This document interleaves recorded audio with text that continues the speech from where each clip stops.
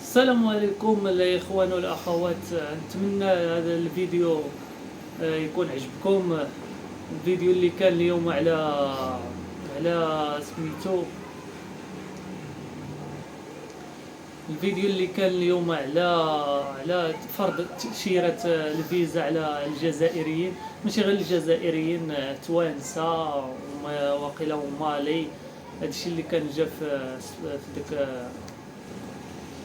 ماشي غير الجزائريين، الجزائر، مالي، وماشي غير الجزائريين، كانت حتى مالي وتونس وبزاف ديال الدول اللي تفرضات عليهم تأشيرة الفيزا الإلكترونية. باش إلا هادشي على المشجعين اللي غيجيو يتفرجوا في كاس إفريقيا، ماشي ديما غير على كاس إفريقيا اللي ولات دابا. ونتمناوها تكون ديما، حنايا ما عندناش مشكل.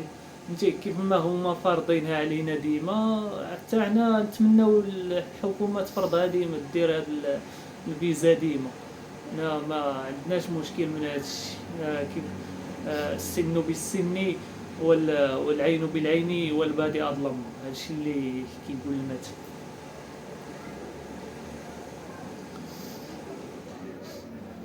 داكشي منين تفا داكشي اللي وهما كيقول لك لا، علاش تفرض علينا الفيزا وكذا، حنا كمشجعين نتوما فارضين الفيزا حتى حنا نفرضوها، من حقنا نفرضوا الفيزا. علاش حتى نتوما علاش فرضتوا علينا الفيزا؟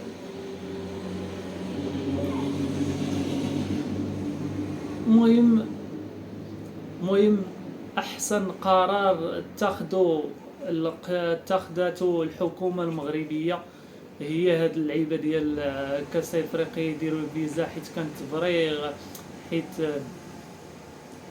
كانت بصح غيكون هنايا الروينه، غتكون الروينه الا جا اي واحد يدخل انتي بلا فيزا بلا تلعبه، غير اجي ودخل، يولي المغرب تولي فيه الروينه.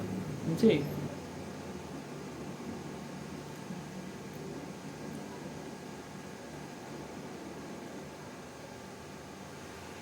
وهذا الشيء هذا اثار، قال لك اثار ضجه في الجزائر. علاش يديروا لنا الفيزا؟